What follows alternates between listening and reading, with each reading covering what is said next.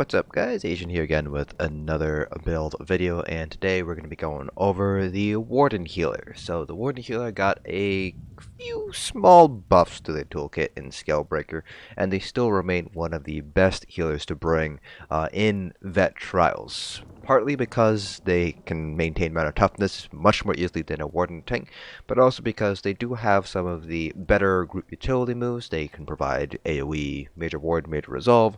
They, again, very easy to maintain minor toughness, and they also give out minor intellect and minor endurance as well. So a lot of buffs that you can get from Warden that are, generally speaking, not necessarily hard to get, but it makes it a lot easier knowing that your healer is able to provide these buffs for you, allowing the DPS to kind of focus in more on their job of DPSing and let the tank focus in more on the face tanking of whatever it is that you're fighting at the moment.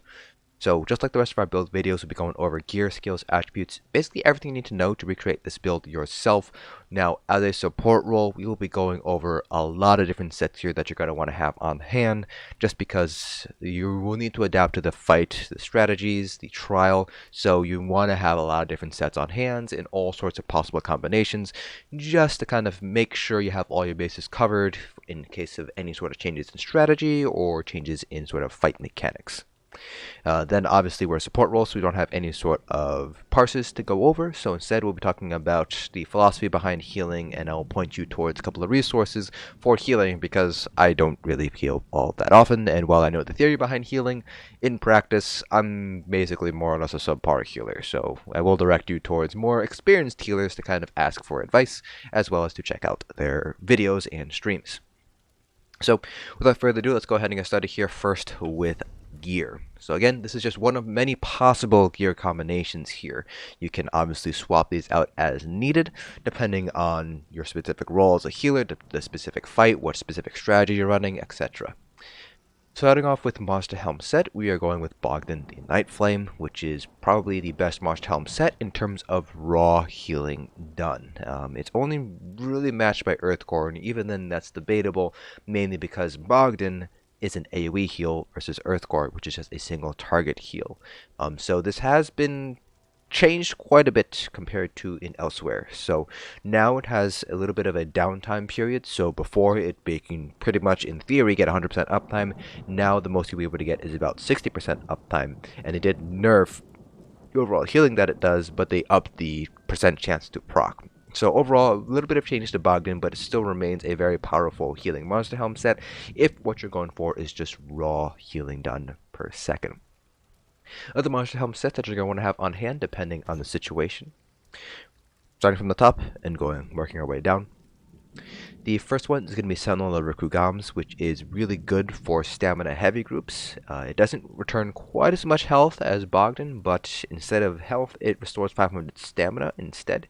The uptime is going to be lower than Bogdan, so just over 50% uptime for Sentinel Rkugamz, but the additional stamina return that it provides is really helpful for stamina heavy groups. If you're running in a group with a lot of magic DPS, Sentinel doesn't really quite have the same effect, but in stamina groups, really powerful sustain tool there. So definitely want to have this on hand if you have any sort of stamina DPS in your raid group.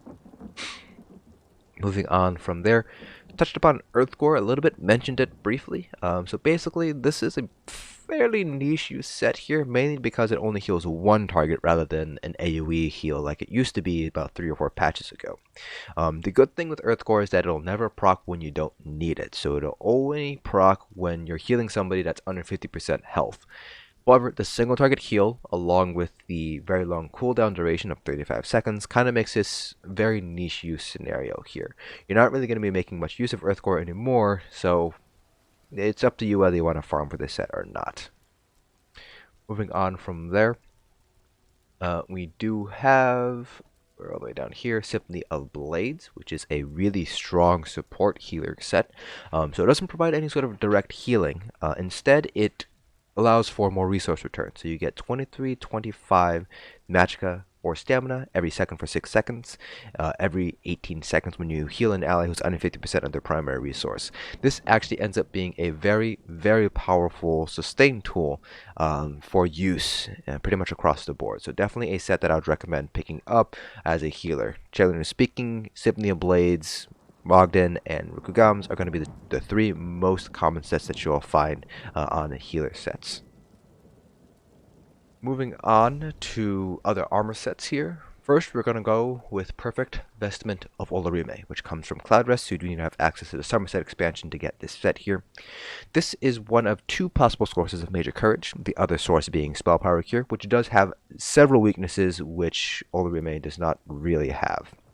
In addition, Olorime provides additional sustain, which is always good, plus you get some minor Aegis, which improves your overall survivability. Very, very powerful set here. Typically speaking, one healer will be wearing Olorime, so you might not even need to get this set, depending on whether you will be running Olorime or not, but I would still recommend picking this up, just in case your second healer is out for a week or something, and the other healer might not have Olorime prepared, so definitely pick up this set here.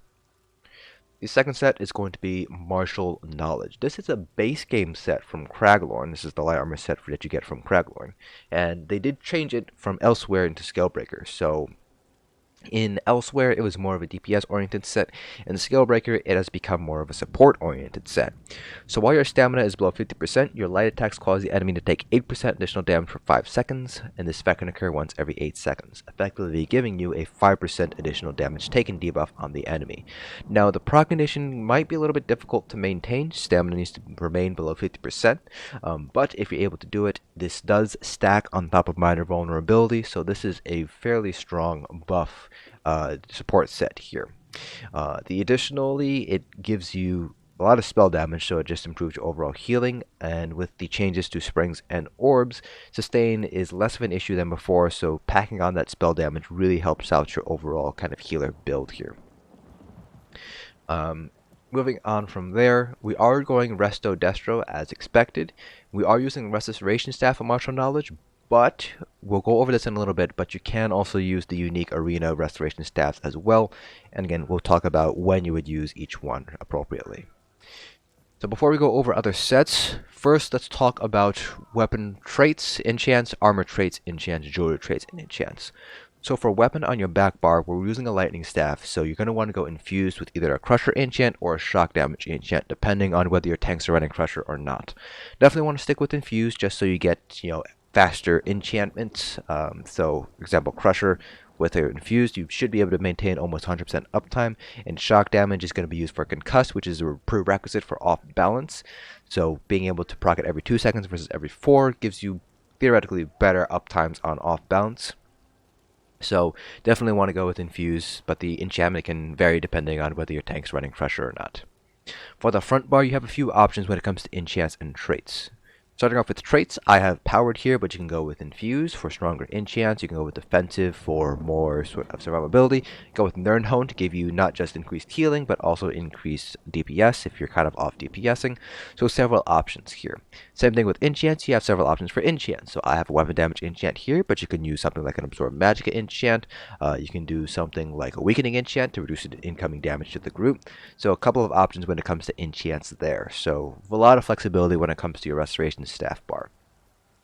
For jewelry traits and enchants, the most popular trait right now is going to be Arcane for the increased resources. Infused is also fairly popular as well, but I typically speaking will see more Arcane than Infused.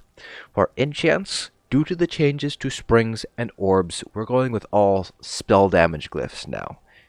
The changes to Spring and Orbs basically allows us to focus a little bit less on sustain because we don't necessarily need to spam orbs or spam springs anymore. Instead, we just use one every 10 or so seconds. So that allows us to focus in more on spell damage rather than just raw sustain. So you don't really need to use any sort of regen glyphs anymore. If you need the sustain, feel free to swap out a spell damage glyph for a regen glyph, but generally speaking, you shouldn't have that much difficulty sustaining any longer. For armor, I like to go divines on my small pieces with max magicka enchants, and then large infused with prismatic enchants. It just gives me a little bit more health to improve my survivability, a little bit more stamina to give me a little more leeway with partial knowledge. So that's generally what I like to do. You can also go with divines on your large pieces if you'd like, but I would at the very least stick with prismatics just because it does allow you to use clockwork citrus fillet without necessarily going too low in health. Now, in terms of other sets, starting off with dungeon sets here, there are light and medium sets that you're going to want to pick up. Starting off with light sets here. First one is going to be Sanctuary. This is a very niche use set, very similarly to Earthgore. It increases your healing received by 12% for you and up to 11 group members within 10 meters of you. So several weaknesses here with Sanctuary. First, the 10-meter radius is fairly small, at least compared to things like Ebon, Herseens, and Worm, which all have 28-meter radiuses. So you gotta have to be very close to the group, which might not be an issue depending on the specific fight. Secondly, though, and more importantly, increasing healing received by 12% is actually not necessary, especially in this new meta where we don't have to worry so much about sustain anymore. We can just spec into raw spell damage. Overhealing is very easy to do in ESO. So overhealing is basically healing more than what's needed. So someone's hit for 5,000 damage, you heal for 10,000, the extra 5,000 just goes to waste. And so increasing your amount of healing received, while it is useful in certain scenarios, so for example, combating Baneful Mark in Cloud Rest Execute, in the Kestis hard mode to help combat the Ice Prison healing debuff, it's not going to be useful across the board. It's only going to be useful in those niche cases. So I would still pick up Sanctuary, but don't anticipate wearing it very often. Moving on from there, we have Worm's Raiment, which reduces the cost of magic abilities by 4% for pretty much everybody within 28 meters of you. Very useful if you have magic DPS in group, otherwise pretty much useless. So it's kind of dependent on group whether Worm is going to be useful for you. So for example, in Mayflower we have a pretty good split between magic and stamina, so we still use Worm, but kind of depends on whether the magic DPS need the additional sustain or not. Moving on from Worm, you have Jorvuld's Guidance, which comes from Scalecaller Peak. This increases the duration of all major and minor buffs, as well as damage shields you apply to yourself and allies by 40%. As mentioned in the beginning of this video, you actually give out quite a few buffs as a Warden. Major Ward, Major Resolve, Minor Intellect, Minor Endurance, along with Major Force from your Warhorn, and so Jorvuld just increases the duration of all that, basically allowing you to cast Expansive Frostcloak a little bit less often, Biting Seeds a little bit less often, and so on. So, pretty decent set, not quite as strong as other support sets in terms of raw damage that it provides, but still a very useful set nonetheless.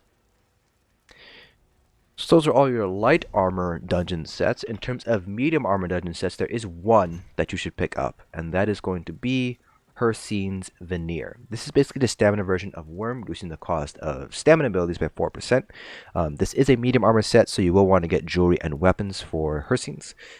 So just don't want to run, obviously, medium armor unless you intend on being a stamina healer, but that is a completely separate build than what we're doing right now. So definitely want to have this on hand, especially for stamina heavy groups.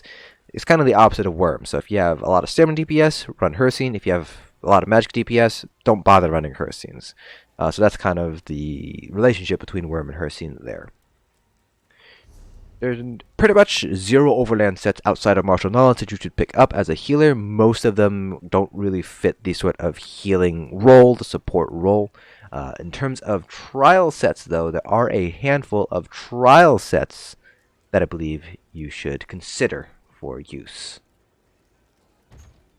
Oops, don't want to do that. In terms of trial sets, so for 4-man content, Master Architect is not a bad option. It also kind of fits into the sort of off DPS healer spec kind of idea. This is mainly because you have the use of Enchanted Forest, which is a 90 ultimate cost, which is fairly cheap, not quite as cheap as Incapacitating Strike, but still plays very well into the Master Architect theme here, providing Major Slayer whenever you use an ultimate. So if you're running 4-man content or you're kind of running it off DPS, Master Architect is a pretty good set to use here. But for 12-man content, Warhorn is going to provide more DPS, so don't bother wearing Master Architect outside of 4-man content. Infallible Mage is another important set to have on hand. So it says your fully charged heavy attacks deal additional 903 damage and are afflicted with minor vulnerability. In terms of which counts as a fully charged heavy attack, for a lightning staff, yes, you will have to do a fully charged heavy attack, full animation. But for a Resto staff, as long as you're channeling the heavy attack, it'll be applied. Not sure why this is the case. It might just be a bug, but just keep that in mind if you use Infallible Mage here.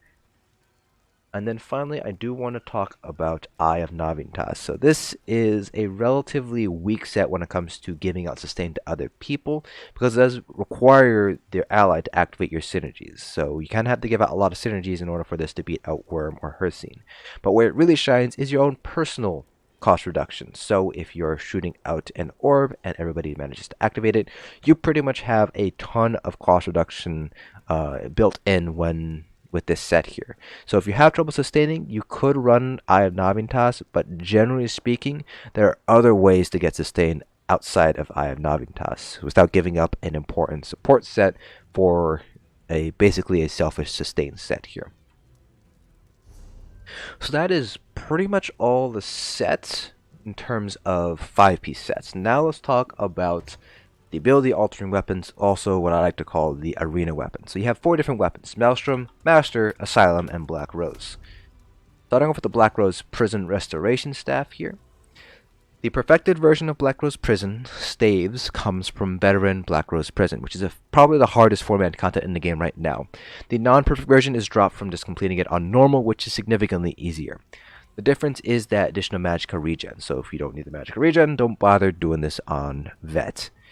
For Black Rose Prison Staff, Steadfast Ward applies Major Vitality to your target for 3 seconds. So this is useful in niche scenarios. First of all, you do have to run something like Healing Ward or Ward Ally. And secondly, you kind of have to make sure that they're getting the Major Vitality. So places where I've seen the Black Rose Prison Staff being used very effectively would be in Cloud Rest Progression to kind of combat Baneful Mark, as well as Lakesti's Hard Mode to help heal through Ice Prisons. Beyond that, the Black Rose Prison Staff is not particularly strong. Next, we have the Asylum Restoration Staff. The perfected version comes from clearing Asylum on Vet with +2, so pretty much Asylum hard mode.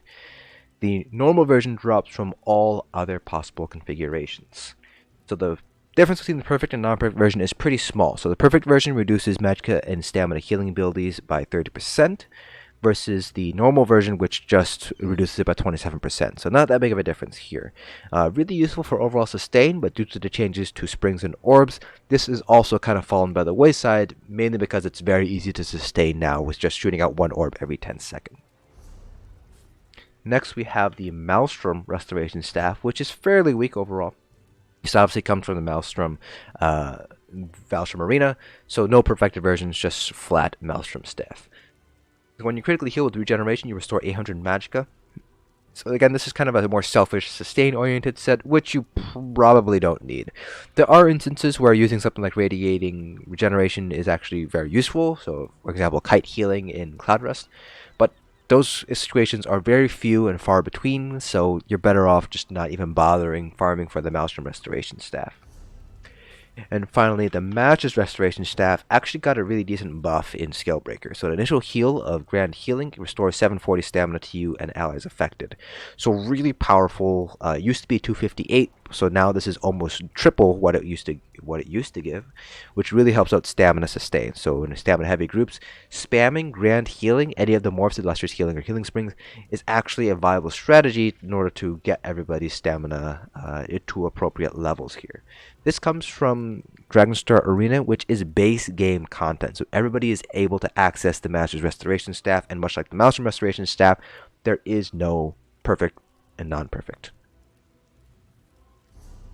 So that is pretty much it for all of the gear stuff. I do want to point out that if you are going to be using an Arena Restoration Staff, your back bar should be a proc set, something like Martial Knowledge, Olorime, or Infallible Aether.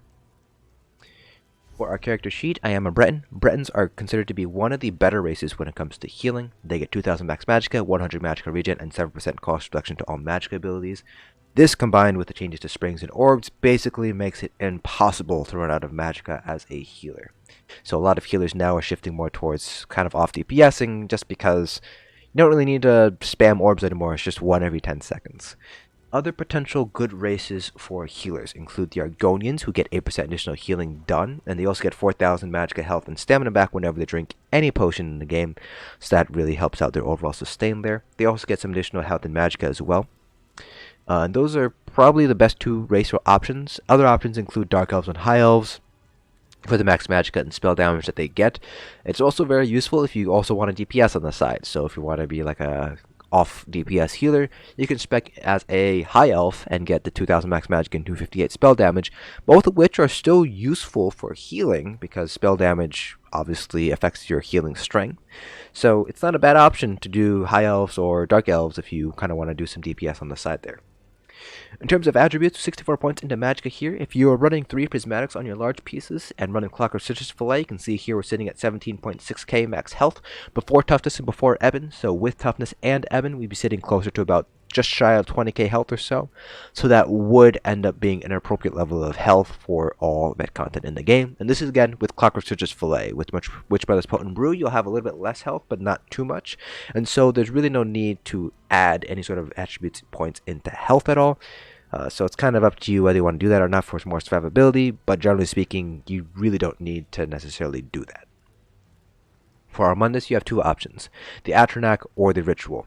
The Atronach gives you more Magicka regen, so you can maintain your Magicka better. The Ritual will give you additional healing done bonuses, so it makes your heal a lot stronger. And then there's also a third option, which is going to be the Apprentice, which gives you just flat spell damage. This improves your overall DPS as well as your healing strength. So a few options when it comes to Mundus Stones.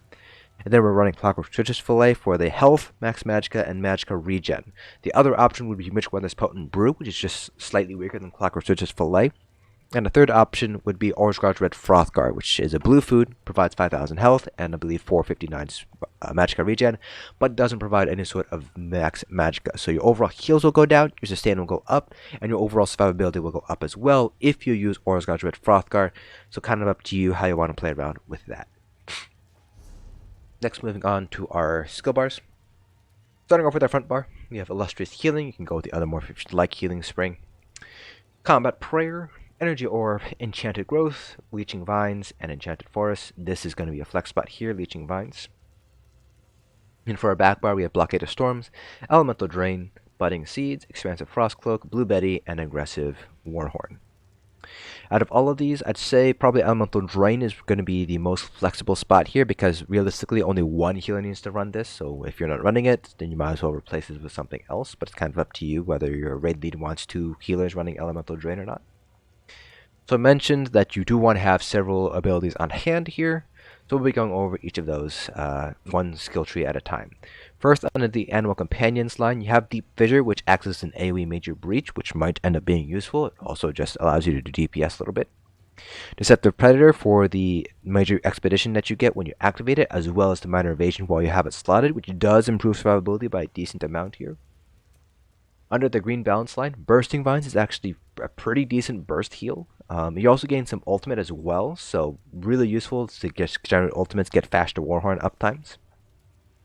I have also seen this used to great effect to help combat through the ice, heal through the ice prisons in the Kestis hard mode, so definitely an ability you want to kind of have on hand here. Under Winter's Embrace, you can run with the ultimate Northern Storm here. This provides major protection, which can be fairly useful depending on what strategy that you're going for here. It also gives you additional max Magicka, which just helps your overall healing strength here.